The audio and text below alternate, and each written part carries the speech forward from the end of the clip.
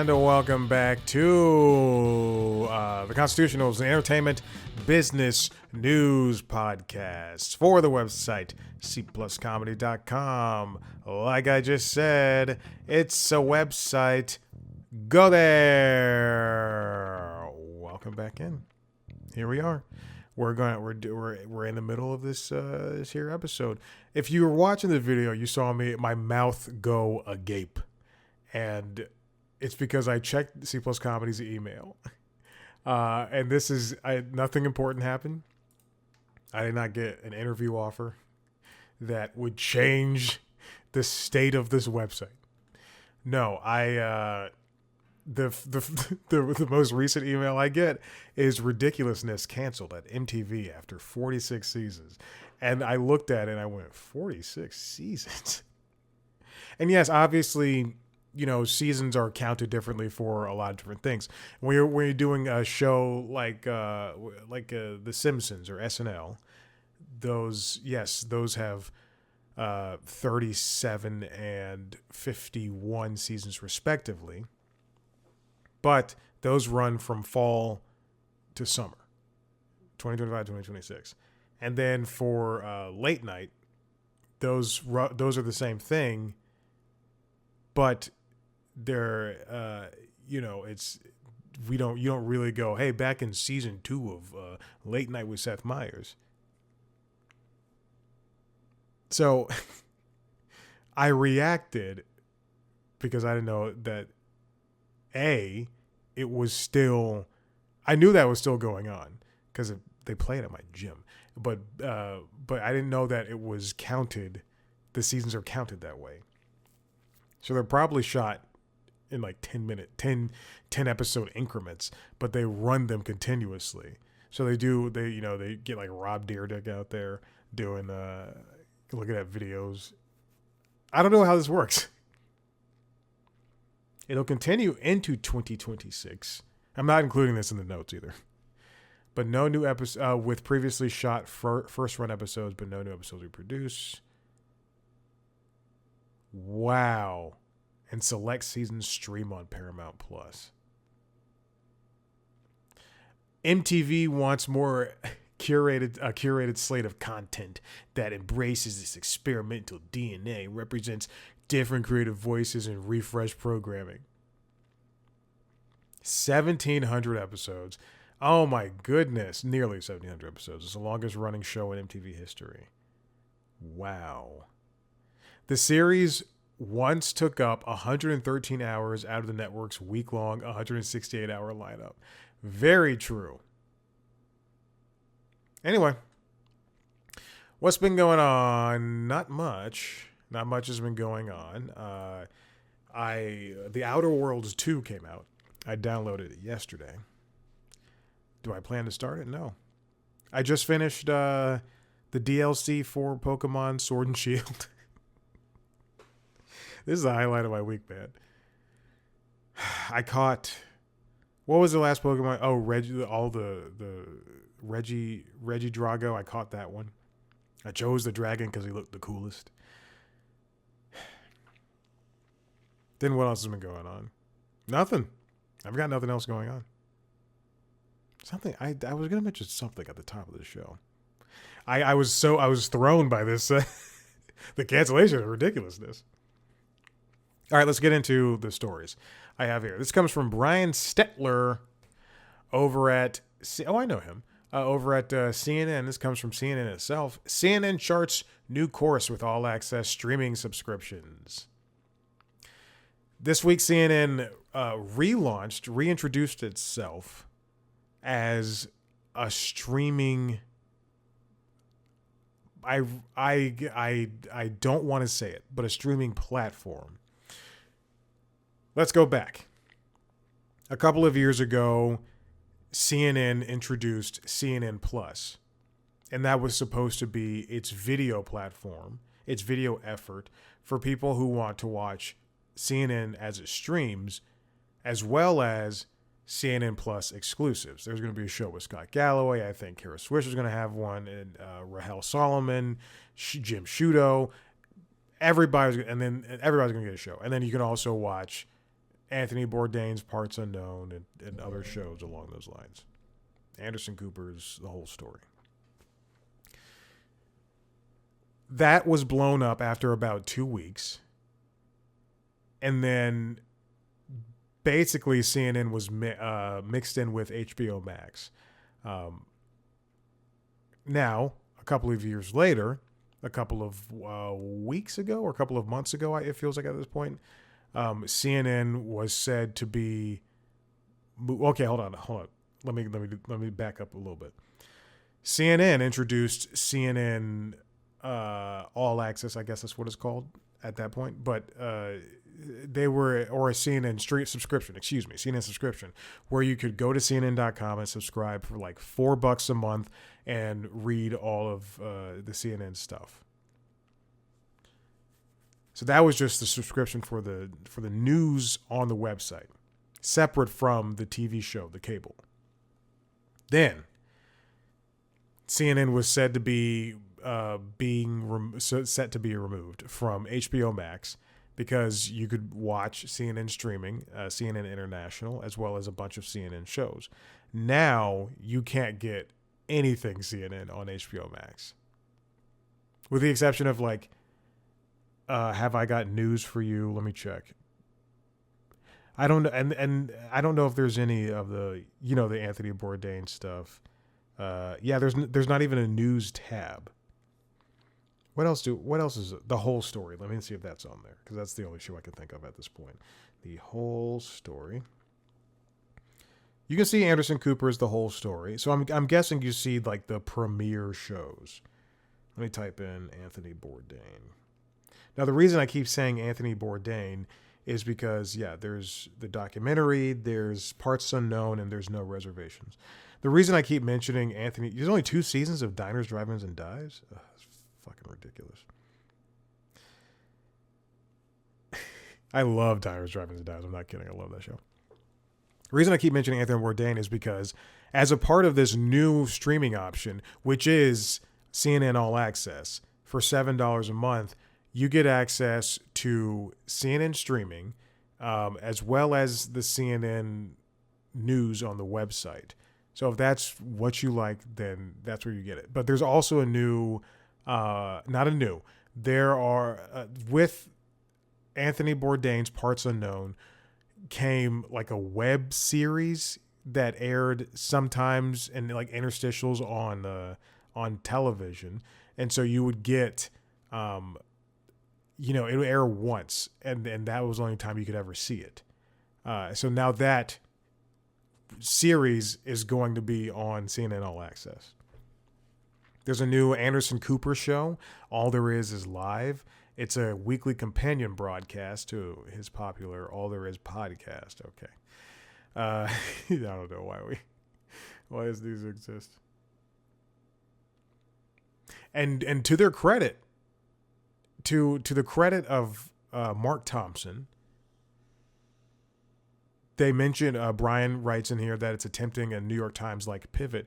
This is exactly what Mark Thompson did at the New York Times, is he helped pivot their subscription platform. And while they still don't have a substantial video output, whereas CNN does, this is a good start for them. So as I said, the All Access is $7 a month. I don't believe you can get the... Did I switch into a Southern accent? I don't believe you can get just the reading thing. Let's see, subscribe. If I click on that.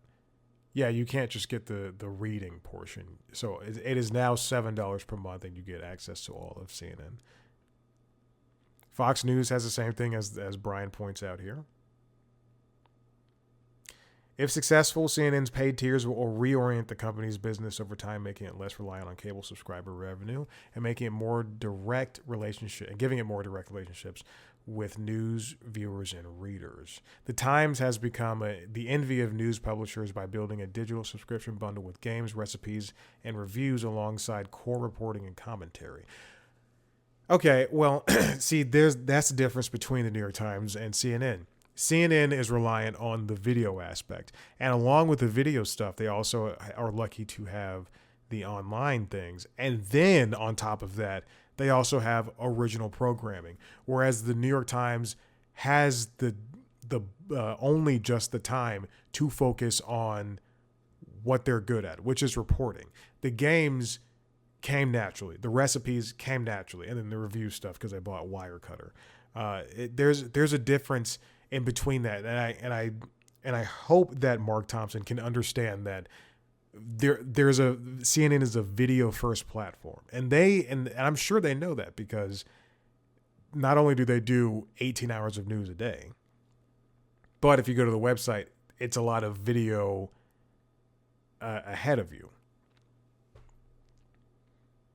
So the main CNN stream starts with early start at 5 a.m. and then goes all the way through Laura Coates Live at 11 p.m. A handful of CNN U.S. hours in between won't be streamed in concession to cable and satellite distributors, correct, but those hours will be replaced by shows from CNN International and CNN Headlines. That's the same thing that happened on HBO Max.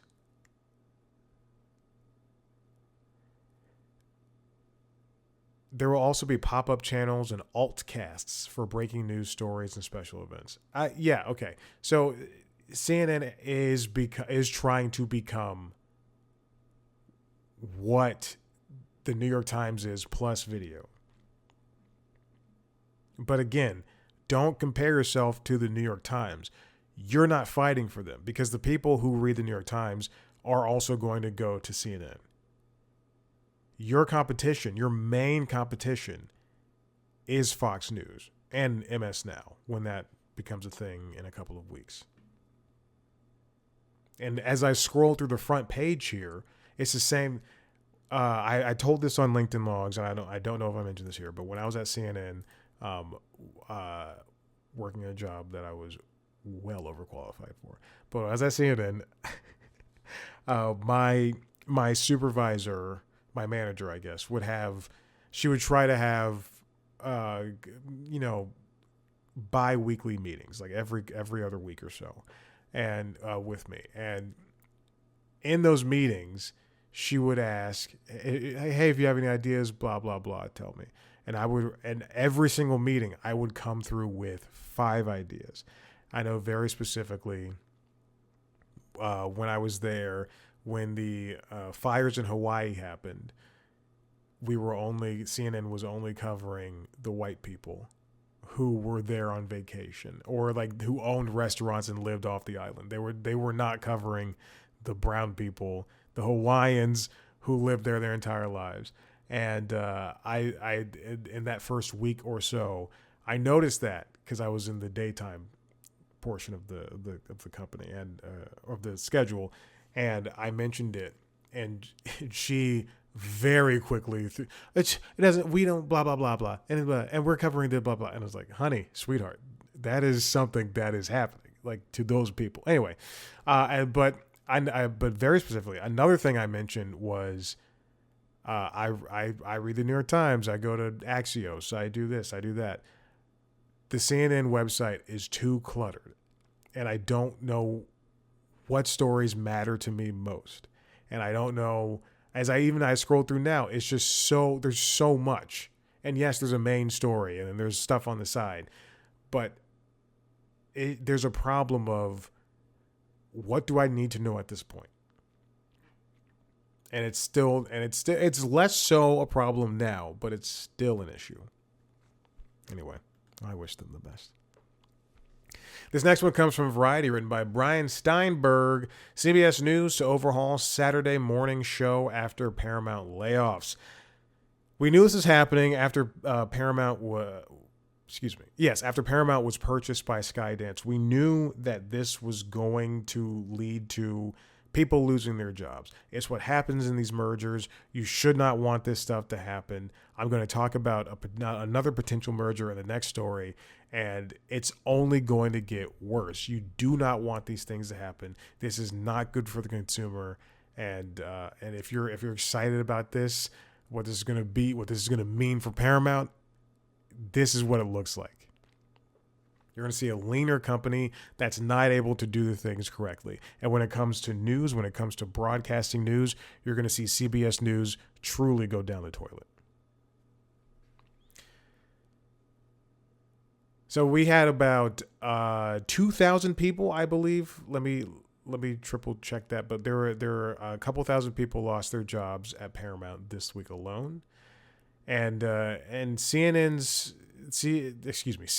News' Saturday morning show, CBS Saturday Morning, I believe that's what it's called, is going to be basically done.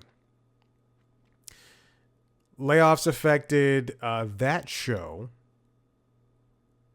as well as parent corporation Paramount Global, as well as the corp itself. So business and creative jobs. Layoffs will also affect CBS News operations in South Africa. So Johannesburg portion is closing, and the oversight of that region will head to London. CBS News will scale back its unit devoted to covering race and culture. So there you go. 2 companion programs for streaming are gone, including one from CBS Evening News, as well as CBS Mornings, which had, I believe its third hour was CBS Mornings Plus.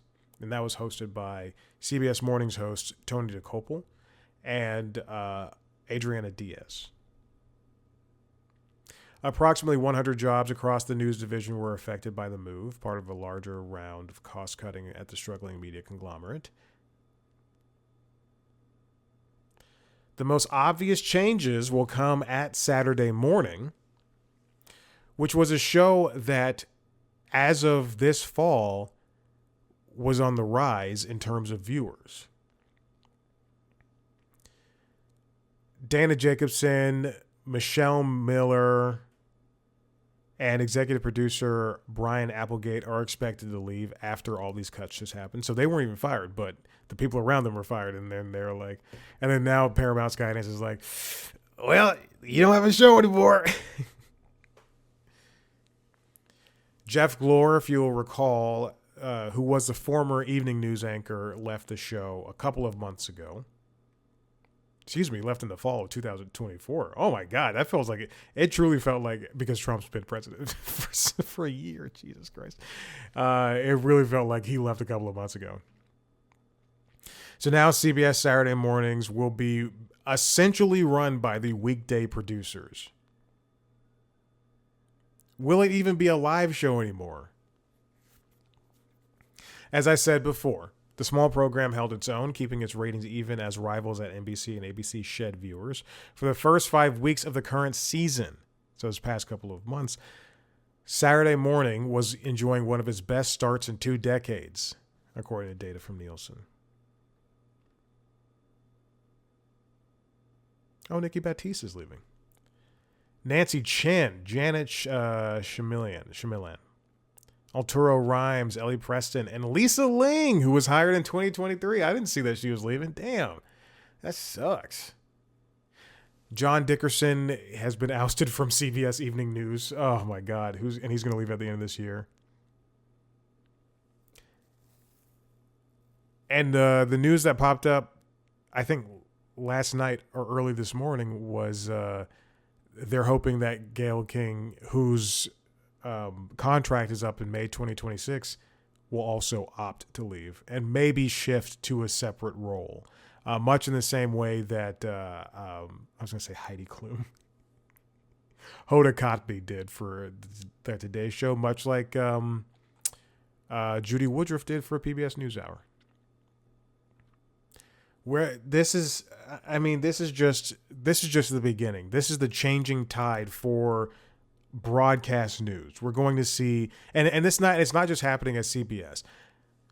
NBC, I can only imagine what's going to happen with their news unit, and ABC's news unit has just, I don't know, because I don't watch ABC News, or read it really much anyway. But it's fascinating to watch these companies kind of shoot themselves in the foot, because they're not going to be able to have the news coverage that truly matters, the stuff that people are going to come read over at CBS News. I have an RSS feed reader, so in every section that I've managed to cobble together, I have news, sports, gaming, entertainment, technology, and mobile, which is separate from technology because there's mobile websites that, like Android and Apple websites, that stink, but I want to, they often get some news that I need to see. But when I go to the news tab and I see, New York Times with BBC News and Axios and The Atlantic, sometimes it mixes it, obviously not sometimes, but it'll mix in stories from ABC News and CBS and NBC, and it's just the stuff that they're reporting everything from the important news stuff, but also like the shitty stuff that you'll see that doesn't matter. And it's going to get, and that's now, so that's only going to get worse, where we have people like Barry Weiss, who has never been in charge of anything. Now she's in charge of CBS News because Paramount Skydance purchased the Free Press that Barry Weiss started. Go listen to the episode I did a couple weeks ago. It's going to be a much more conservative based platform, CBS News, much in the same way that the Free Press is. And it's going to be poorly run. And I dare say it's whatever's left of CBS News at this point, which is CBS Mornings and Sunday Morning and 60 Minutes. The producers there must hold the company accountable. All right, let's move on. This comes from Dawn Kopecki, Don Chulomitsky, and Amy Jo Crowley over at Reuters. Exclusive: Netflix taps bank to explore bid for Warner Brothers Discovery. We know that Warner Bros. Has officially put itself up for sale. Officially, unofficially, but officially put itself up for sale. And this is, again, there's two options. Either companies that are interested wait until the company splits, which is next year, which is spring next year, which will see the studios and the studios and HBO Max become one big profitable company, and everything else become nothing. So CNN, the cable networks, all that shit just become nothing, or become its own company, but also just go right down the tubes. Companies that have been interested in. Or in the second option is you just buy Warner Brothers Discovery outright right now. Either way, David Zaslav wins. Now, the companies that have been interested and reportedly interested, and I believe outwardly interested, two of them include Comcast Universal, NBC Universal, as well as Paramount Skydance, which is something you do not want. Other companies that are interested apparently include Apple and Amazon. But also, there's been hints that Netflix has been interested. Ted Sarandos came out last week and said, hey, we're not interested in buying legacy media. But what that really means is they're not interested in buying cable networks.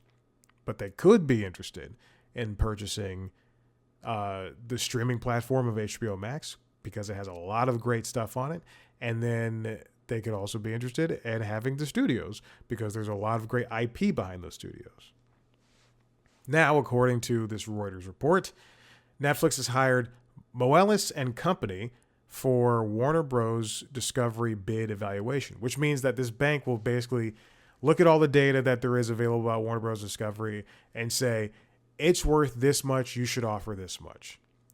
Sarandos, as I mentioned before, Sarandos confirms there's no interest in legacy media networks like CNN. And Comcast evaluates media assets, dismisses regulatory approval concerns, which means like, hey, we're going to do this whether you like it or not. Now, as I mentioned last week, Paramount Skydance, I'm just calling it Paramount Skydance. I don't know the official name, and we'll probably never know we won't know until this merger goes through. But Paramount Skydance is just a lot more easier to say than Skydance Media and Paramount Global. Paramount Skydance, as recently as a couple of weeks ago, put in a third bid for Warner Brothers Discovery. Now, Netflix has also been granted access to the data room, which contains the financial details needed to make a bid, according to two of the sources familiar with the matter. Owning Warner Bros. Studios business would give Netflix control over some of Hollywood's most successful storied series and stories and characters, like HBO. Like HBO, yeah, it's true, like Sopranos. Oh, don't you want to see Sopranos babies? Hey, where's my gabagool? Come over here, Toots. I don't want to do any more Sopranos babies. Harry Potter, DC Comics, Running Point. Hold on. Sorry, excuse me. No, never mind. I was naming things that belong to Netflix. Sarandos told investors last week that while the company is traditionally, quote, more builders than buyers, it does evaluate acquisitions based on criteria such as the size of the opportunity and whether it would strengthen the company's entertainment offerings.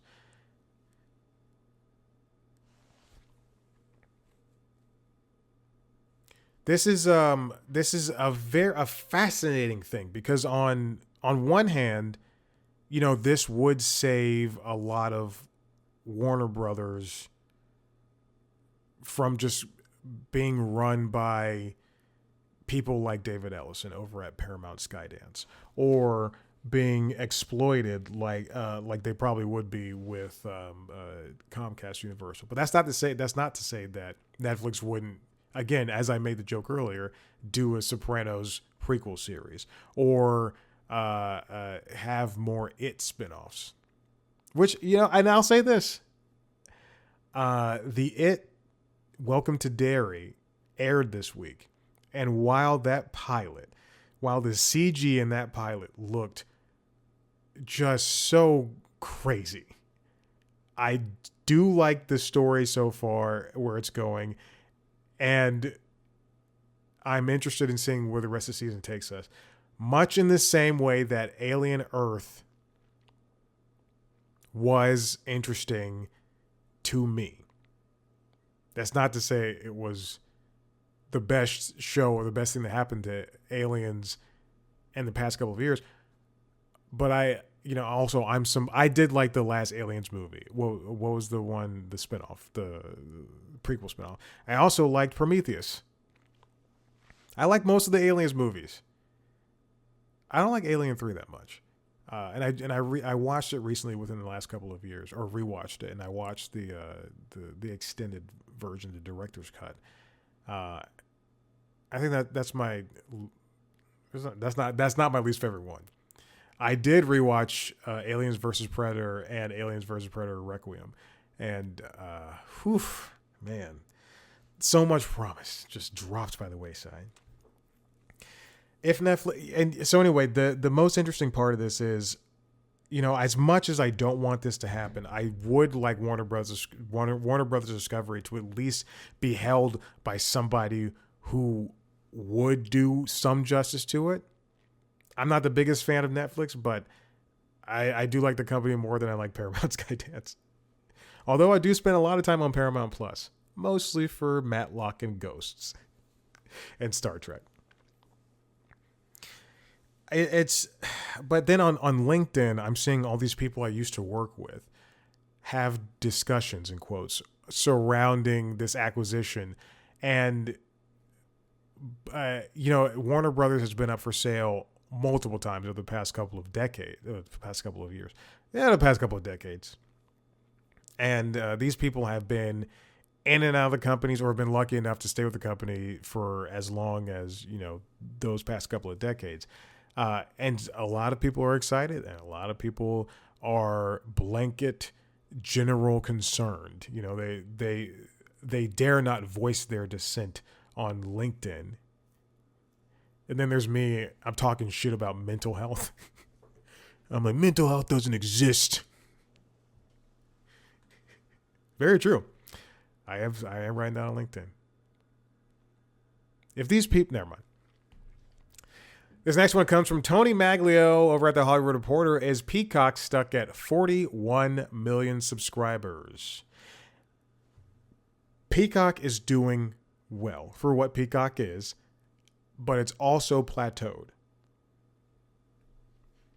For the entirety of 2025, Peacock has been stuck at 41 million subscribers.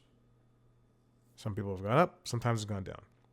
But they cannot break that 42 million line.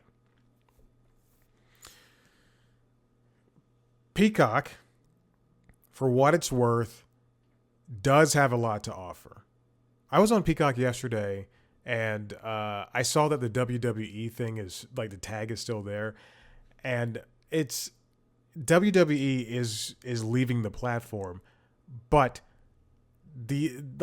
just the idea that tag is still there, it just irks me. Take this stuff off. You're not doing anything with it. Now you're focused on basketball and football, and they're doing a lot with that football. I'll say that. And but the basketball, I think they're doing a lot of good advertising for the basketball too. I didn't say the football was good advertising. I think they're doing a lot of good advertising for the basketball because they kind of have to. But they have the Olympics, and they also have Love Island. And that really, people love Love Island. And I'm not sure about the Olympics, but people love Love Island. So they're willing to pay for Peacock. But are they going to stay with Peacock? They had a price hike, and then WWE was essentially said to be lost.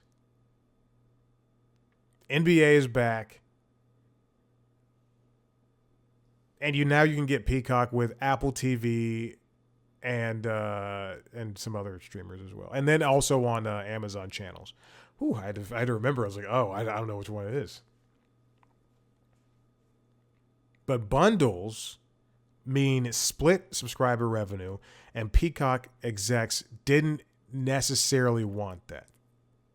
A person with knowledge of the Walmart deal, because they did team up with Walmart Plus in order to offer Peacock to that, told The Hollywood Reporter that NBCU was approached 2 or 3 years ago to do a Peacock with Walmart Plus bundle, but the financials did not work for the young streamer. Peacock has now changed its mind, and it's definitely helping. These extra bundles are helping with subscriber counts. Although the debts and credits still aren't adding up, Peacock has yet to turn a profit, and executives have yet to publicly set a timeline to break even. Though Peacock continues to lose hundreds of millions of dollars per quarter, this summer it's narrowed its losses to $217 million. That's good for Peacock. Another thing is, this week they signed Taylor Sheridan over from Paramount. Now, his deal ends in 2028. So in 2029, Sheridan's going to be not a free agent, going to be an agent of NBC Universal. Until then,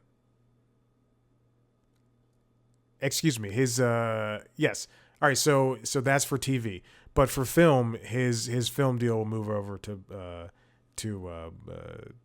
NBC Universal. So in 2026, he can start making movies for NBC Universal, and for in 2029, he can do the same thing for TV. Is that the thing that is needed the most? Was getting an auteur, and I'll call him an auteur because he's changed the way cowboy TV works. Non-existent cowboy TV has worked, except for Justified. Neo Western shows. Is getting Taylor Sheridan the best thing that could happen for them right now? My theory is that they since Peacock has Yellowstone, and they will have it until it reverts back to Paramount Plus, much in the same way South Park did from HBO Max. They see the numbers that Yellowstone does and has done on Peacock, and they wanted to get somebody, and they see the way that Ryan Murphy and Shonda Rhimes and other big name producers, they see what they've done on ABC, or excuse me, on Disney platforms and Netflix platforms. Netflix. And they know they don't have that.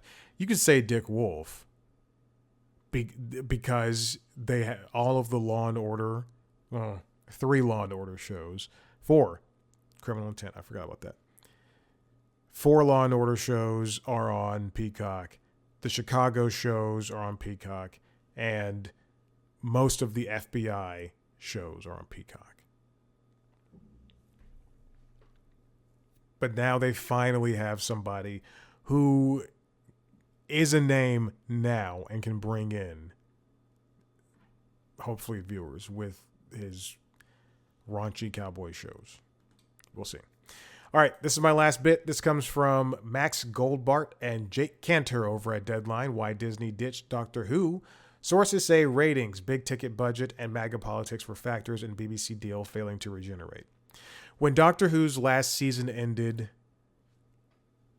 I would say people were, just happy to have Doctor Who back and hesitant to really voice opinions on Ncuti Gatwa and these last couple of seasons of Doctor Who. I thought it was fine. I like Doctor Who. More Doctor Who is good. Disney went mum. Dana Walden and the company went mum on what new Doctor Who would look like. There's a spinoff coming, but that's pretty much it. And that's like 1 season that we know of so far. And then months would go by and people would just ask every Doctor Who writer or showrunner, hey, is there going to be more Doctor Who? And then they're like, we hope so. But now we have our answer. There's no more Doctor Who coming. So the deal with the BBC is off. Deadline has spoken with multiple sources in Doctor Who's orbit who say the Disney deal fell apart for a variety of reasons, including concerns over Ncuti Gatwa show's failure to break out from its established fan base and its big ticket budget.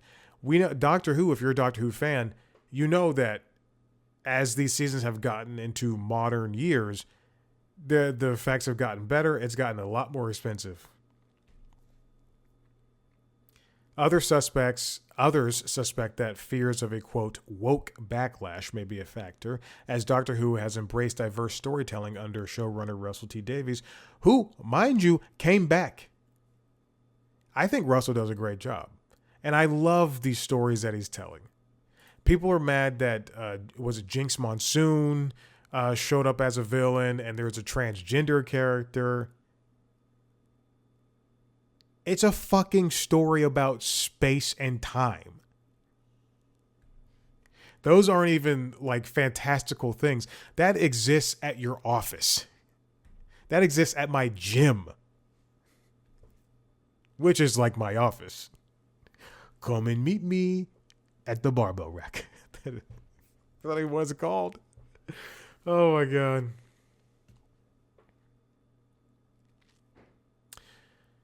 So this deal was announced in October 2022. Disney said they were going to produce just a bunch of Doctor Who things, including, I believe they did 3 or 4 specials. There's also a Christmas special coming up. So that might be 4. And then 2 seasons, as well as this upcoming spinoff show that I can't seem to remember what it is. On the BBC, Doctor Who has seen an alarming drop-off in viewing figures. Season 15 averaged 3.8 million viewers, according to Gold Standard 28-day viewing figures from Barb, the UK's official ratings agency. It's a decline of 1 million on the prior season, the first starring Gatwa and produced by Jane Tranter's Bad Wolf. Both Gatwa seasons were down on Jodie Whittaker's concluding season in 2021, which was watched by 5.2 million people. A period that was not considered to be vintage Doctor Who. So the ratings weren't very good. And the spinoff is called the war between the land and sea. So they were supposed to wait until after that.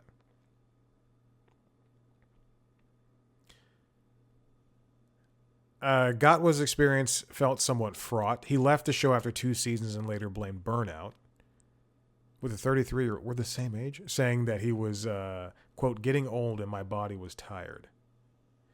A Doctor Who source says the show suffered because Gatwa never fully embraced the role. There's more to that role than just performing. You've got to be an ambassador for the brand and embrace being the generation's Doctor. Matt Smith and Dave Tennant fully understood the responsibility it carried. You know, I'm hesitant to agree with. I hesitate to agree with this, but I also feel like Ncuti has, and this is not to take away from Matt Smith and Dave Tennant, because I would say Matt Smith was probably like the first, not modern day, but like the first online Doctor Who, I guess. I don't know.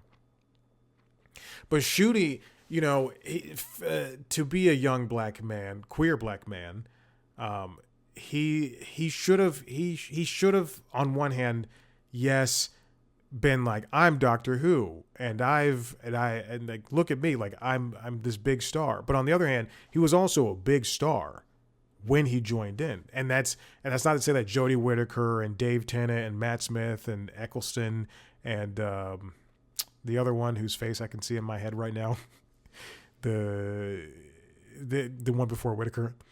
That's not to say that they weren't big stars prior to this, but Ncuti is like the first big modern day star to take on this role. He's young, but he's also hot because his career, he was in the Barbie movie. He's led other projects. He was a co-star in what is that Olivia Colman Benedict Cumberbatch movie that came out that I won't see? He was in that movie, The Roses. He was in that movie. He wasn't even in the trailers. It's ridiculous. The only reason I knew he was in that movie was because I saw the trailer and I went, oh, Andy Samberg's in this. Are there people of color in it? And I went to IMDb and I was like, oh, well, Ncuti's in this. How come he wasn't in the trailer? And then I saw Ncuti on a damn poster, and I was like, how come he's not in the trailer? It's ridiculous. Another well-placed industry source says Doctor Who became too woke for Trump's USA, and this was a factor in Disney minds when it came to renewal. They talk about the transgender actress Yasmin Finney, drag queen Jinx Monsoon, excuse me. Every time I see Jinx Monsoon, I read Moon. Change your name. And then there's a kiss between Gatwa and Jonathan Groff. I completely forgot about that. Yes, those. See, this is the thing. These companies, they want to say that they represent the viewers, but then they don't stand behind these stories and these characters when this happens. This is not the first time this has happened with Disney. They reference back to Jimmy Kimmel's suspension because of a very small thing he said about Charlie Kirk's assassination. But you know, I'm even thinking back to Star Wars, where they didn't the new trilogy, when they didn't throw any support behind Daisy Ridley and what's his name? Oh, Jesus Christ. Star Wars episode. John Boyega. There we go. John Boyega. When all of the racist fans came out, and racist and sexist fans came out and said nasty things about both of those actors. This is partially Disney's fault. When you have a big franchise like Doctor Who, then do the same exact shit you did with the Fantastic Four or whatever other Marvel movies there are. Throw some advertising behind it. Go to conventions, talk about, hey, we've got Doctor Who coming on Disney Plus. This is the place to watch it. Hey, by the way, we also have The Orville. And then if you like Doctor Who, go watch Star Wars, you know? If I'm Disney, I would have put my Disney magic behind it. I would have done everything I could, because this is a a 60-year-old franchise, 60 or 70-year-old franchise, or 50. It might be 50. What year is it? 2025? It might be 60. I'm glad that they were able, that Doctor Who was able to get at least its reset with Billy Piper showing back up as the newly regenerated Doctor. But Ncuti, I'll spread the blame on a lot of things. Disney, Ncuti, and then also just the horrible, shitty world we live in. Ncuti for not being able to, or not wanting to really get behind Doctor Who. Disney for not really supporting Doctor Who. And the fans, in quotes, for not stepping up. Truly, it is the big fan thing too, because if the fans really wanted to support it, they would have, instead of going online. And I'm sure it's not all of them, but instead of going online and being like, this new Negro Doctor Who, this homo Doctor Who, how dare. All right, listen, if you like what you heard here, and I don't know why you wouldn't, head to the website cpluscomedy.com, where you can see me and everything I've ever done, mostly everything I've ever done for the website. If you want to watch a video version of this show, go to youtube.com/cpluscomedy, where you can see a video version of the other podcasts, including Late Night Lately, the Late Night Show, and LinkedIn Logs, the Jobs podcast, as well as the interviews, which is where I sit down with famous people and I talk to them about their projects. We have a couple coming out over the next couple of weeks, so keep an eye out for that. Subscribe to those shows wherever you get your podcasts. Follow us on social media, Blue Sky, TikTok, and Instagram at @CPlusComedy. Me on those platforms at Chad Black White. Thank you so much for listening. We'll see you next time. Bye.